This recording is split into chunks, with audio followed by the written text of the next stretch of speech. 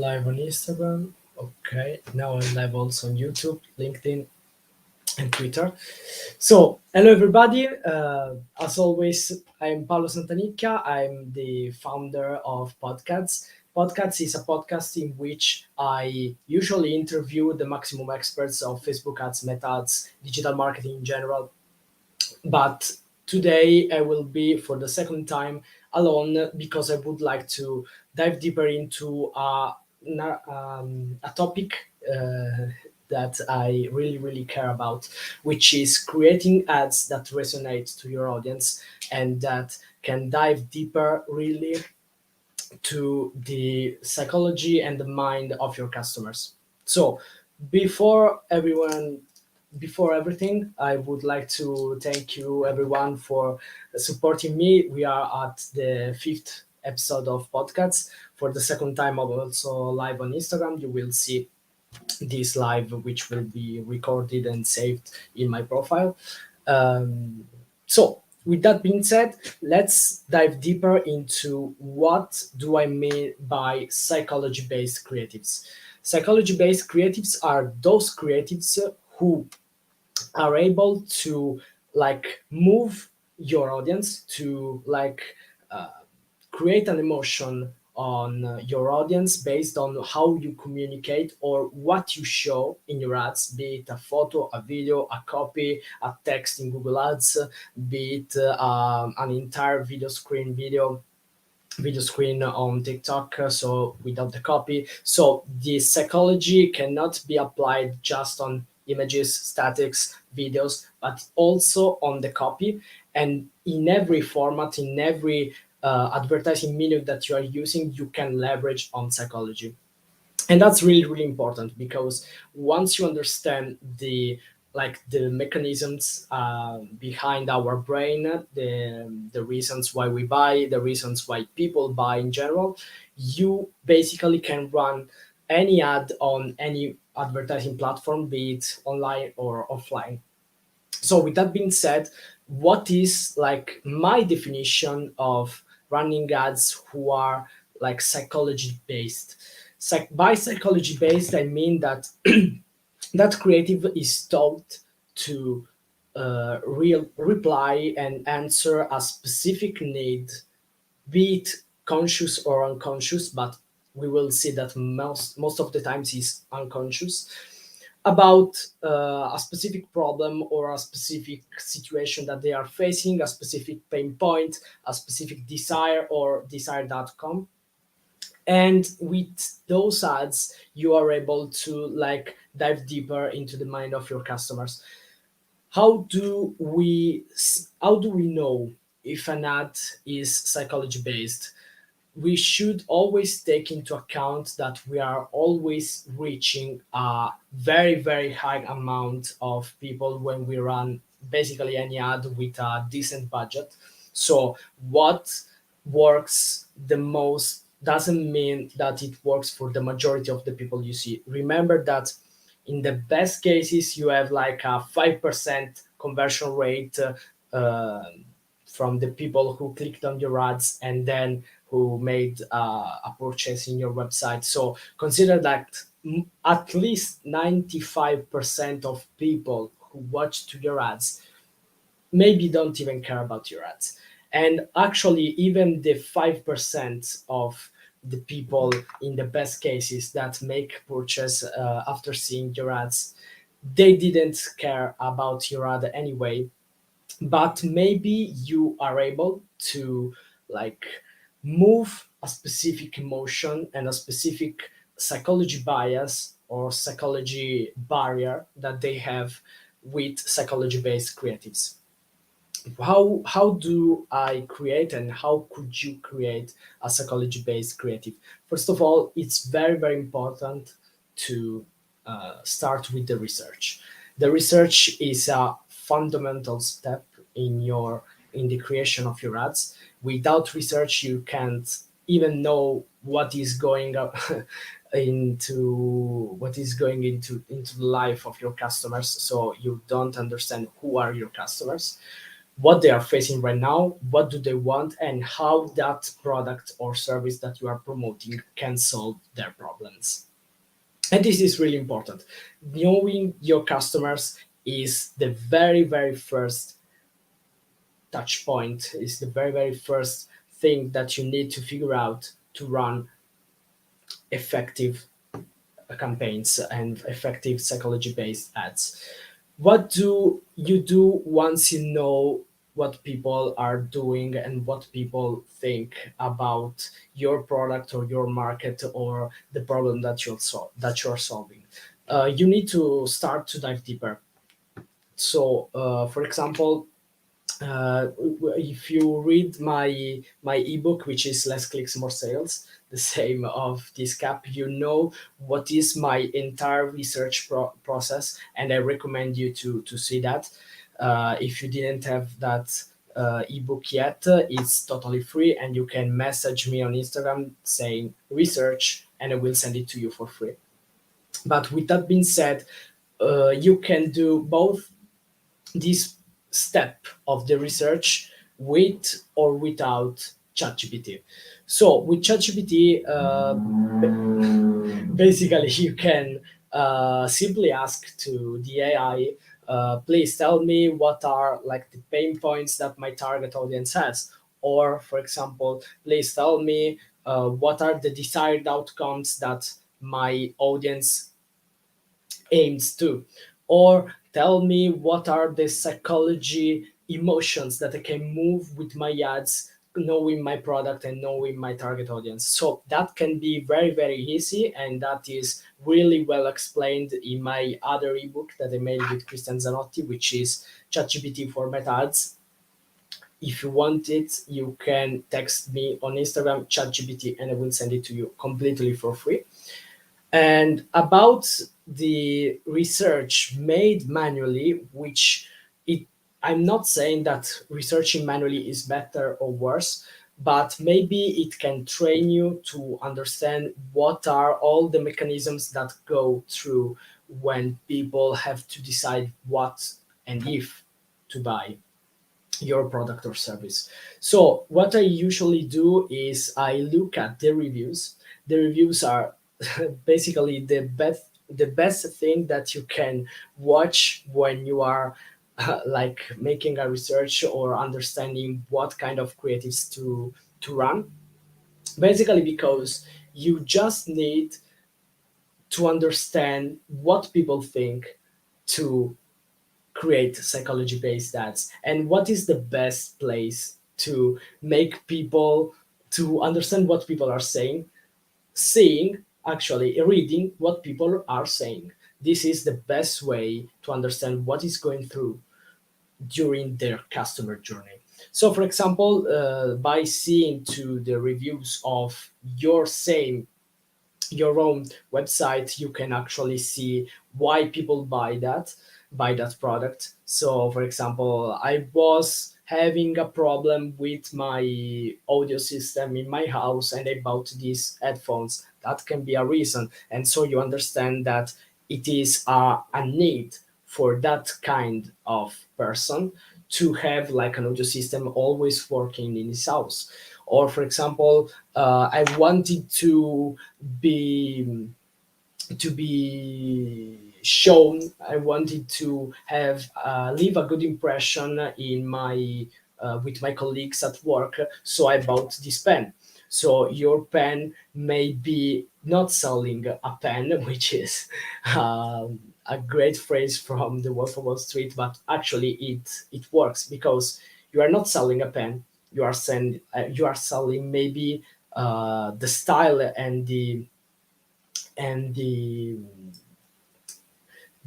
elegance of this pen, and you are selling a status symbol basically, because most of all with luxury pens you are not selling a need. People, basically any person has a pen in his house, but what you are selling here with a pen which is specific, maybe handmade, maybe luxury or whatever, you basically have the ability to sell, like I will call that sell a dream, even if it's maybe a bit misleading, but actually selling a status symbol or something that is abstract can help you understanding even more why people are buying things, and you can understand that, as I said before, from your reviews. So for example, saying, okay, I bought this pen because I wanted to stand out with my colleagues, it is you are selling a status symbol. And basically it works with any of the products that you can see around your house. So if you want to like train it, you can think about why you purchased a specific product. So for example, why you bought this pen, what was coming through in your mind when you purchased this.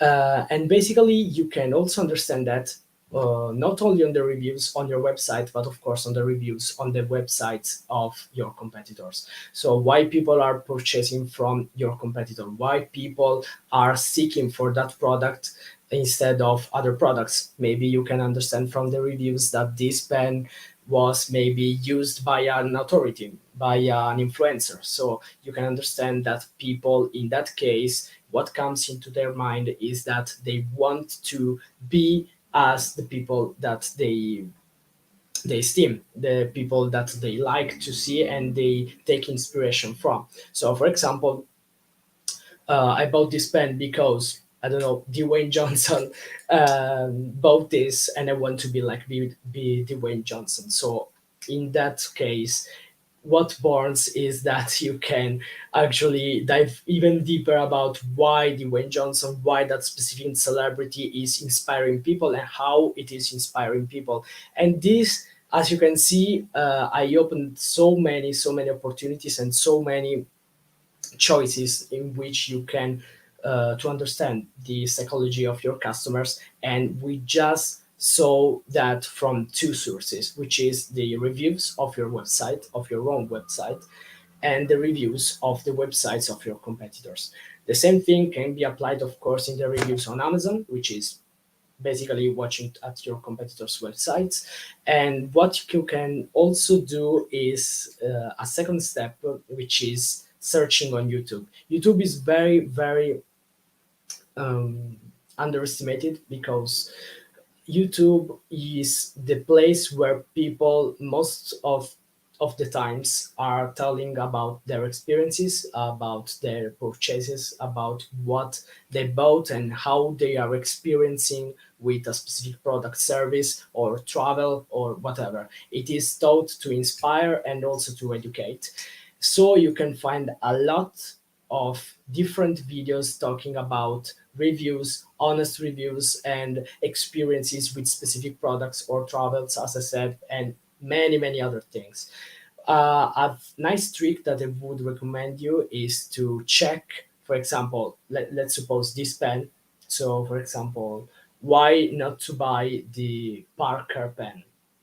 And you can see all of the people who talked about the Parker pen, telling, for example, this Parker pen, I bought that because I was feeling that way, but then I discovered that, I don't know, the pen doesn't work, or the pen doesn't last as much as I thought, or that this pen is not as stylish as it appears in the photos on the product page, and many things that can happen. And that is a great way to dive in even deeper into the psychology of your customers, because on those videos, which usually on YouTube are very long, very descriptive, you can see and understand what people are thinking about a specific product, be it yours or be it one of your competitors, and understand why and what is their experience after they bought that. So you know that the post-purchase experience is maybe more important than the pre-purchase experience. So having and leaving a good footprint on your customers is even more important. And if you are able to fulfill also those expectations that people have created because of your ads.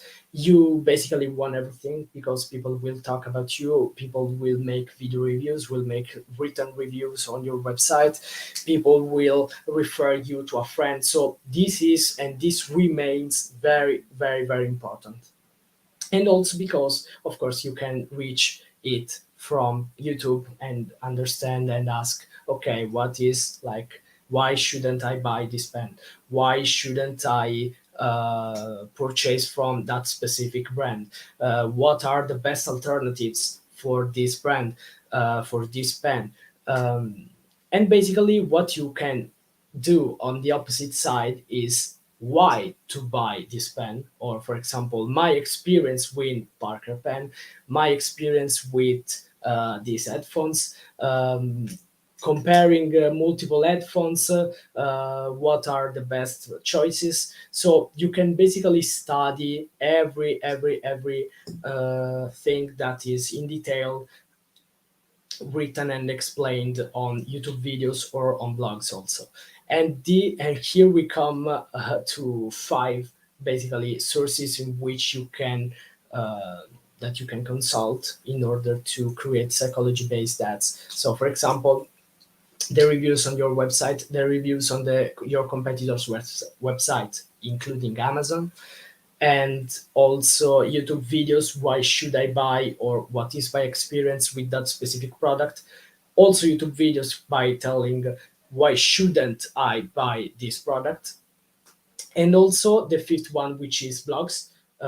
Most of the times is still used, and it is and blogs are still used to review some products, to leave like the some informations about specific products, and maybe even comparing it to other brands.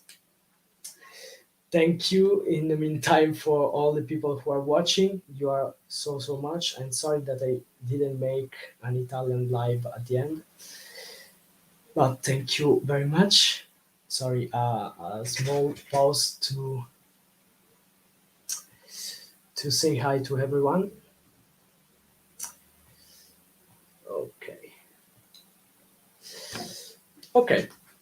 So we saw the five for the moment, five sources in which you can take your some inspirations for your psychology based ads. One another resource that you can exploit is the messages and the comment section under your ads. So for example, under your ads, most of the times you can see what is going on in the mind of your potential customers. So for example, in one of the ads that it was running for a brand here in Italy was like, this product, without mentioning it, this product is like a brand name. So this is another objections that people has. And consider that if one person said that into the comments, imagine how many people have thought the same thing without leaving a comment.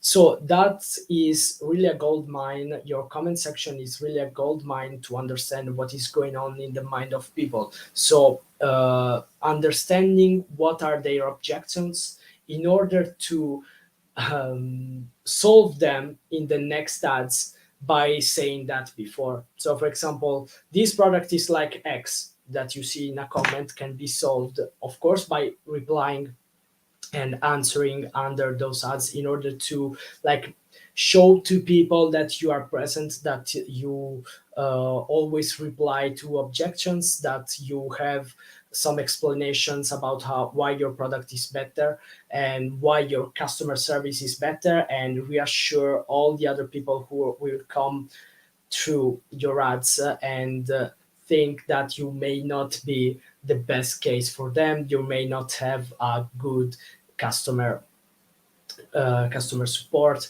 and so on. So first of all, you need to answer, of course, in order to reply and answer those objections, and that is always also a powerful way to see how people respond to like the response of the objections. So for example, you say, okay, thank you for your comments, thank you for your feedback. Actually, we are not like that product because we have this. Then you can see from there what people are answering. So for example, if the person says like, okay, thank you, thanks for the explanations, or they say, I don't trust you anyway because I don't trust this kind of ads because of this thing. These are all insights, a lot of insights that you can take from your customers and your potential customers, so your prospects, in order to make ads that are even more psychology based and that are even more resonating to your audience.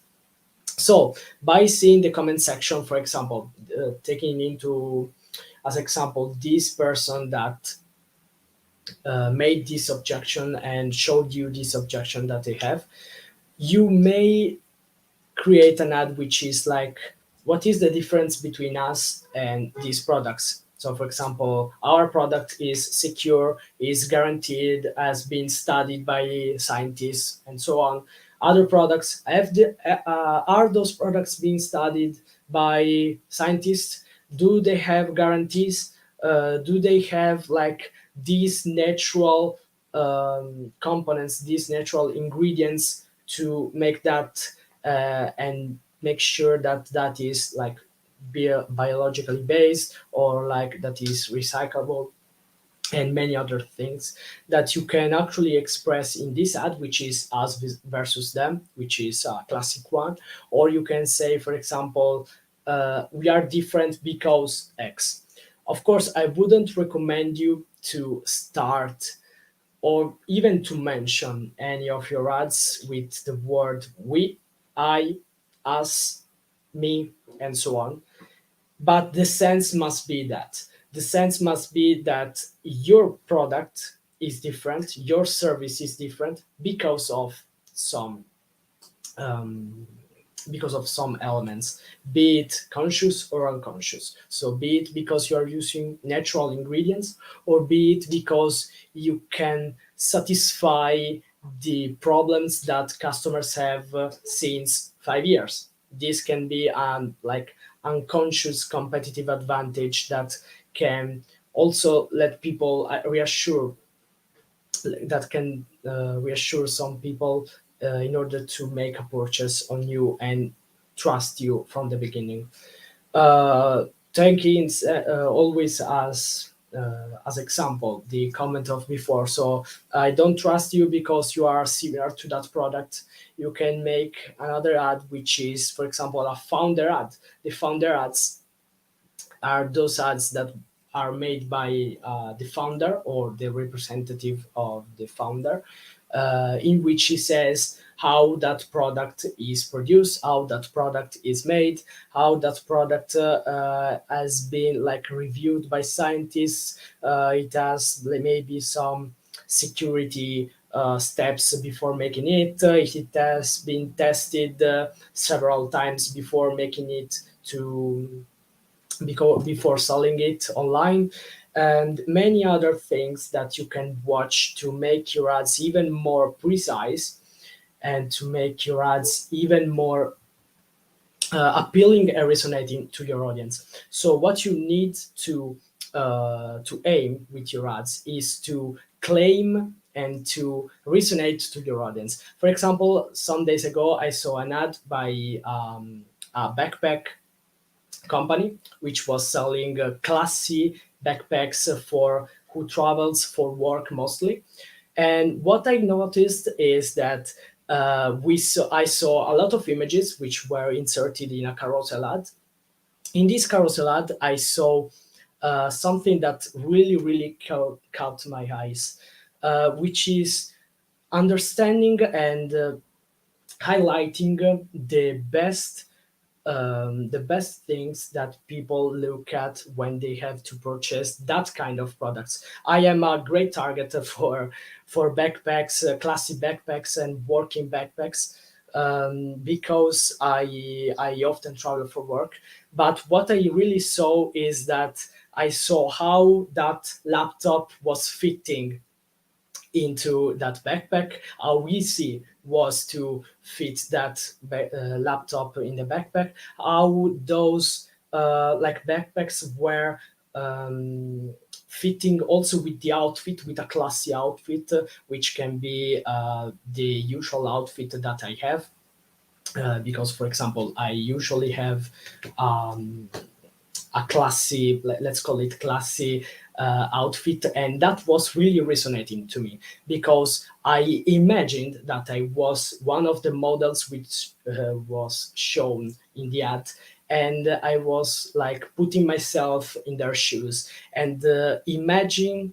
I was imagining how it would be to have that product, which was the backpack, um, on if I had that. So this is what I mean when I say that your ads must be resonating with your audience. This in this case it was graphically, so I was seeing that my that those products that product was maybe the best fit for me because many people who were using that product were very similar to me. They were traveling for work. They had a classy outfit.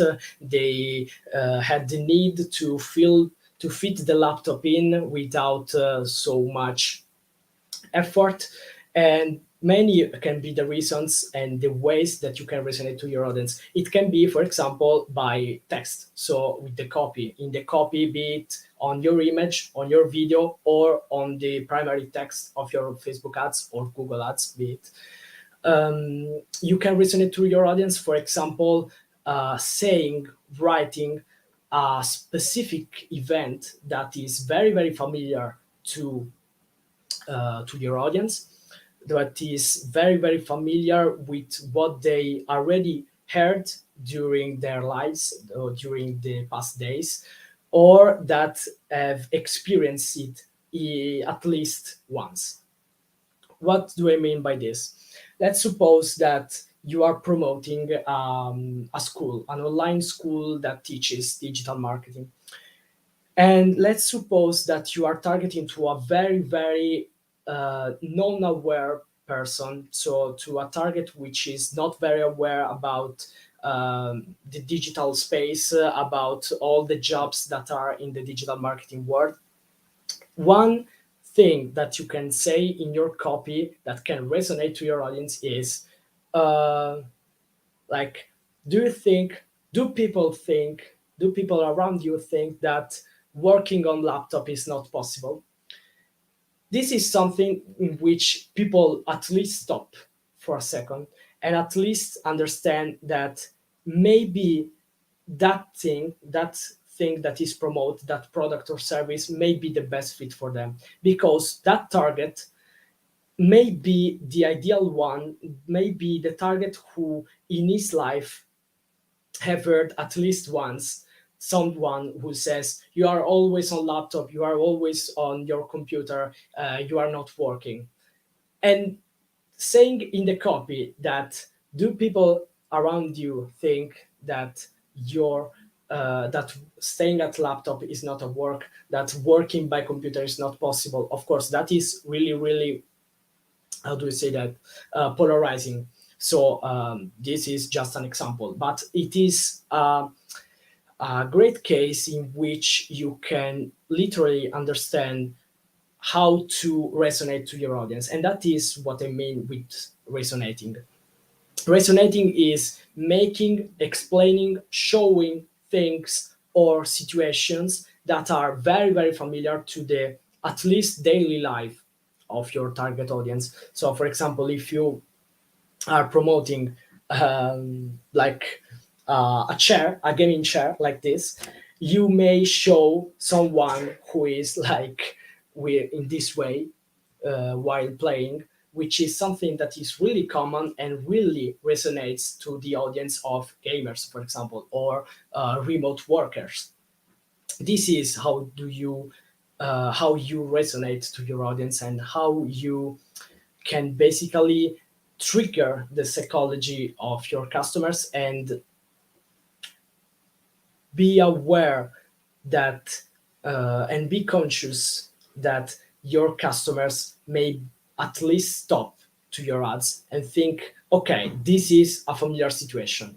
So maybe this product or this service, this is of course unconscious, this product or this service is the ideal for me because they know what I'm facing, they know what I'm going through.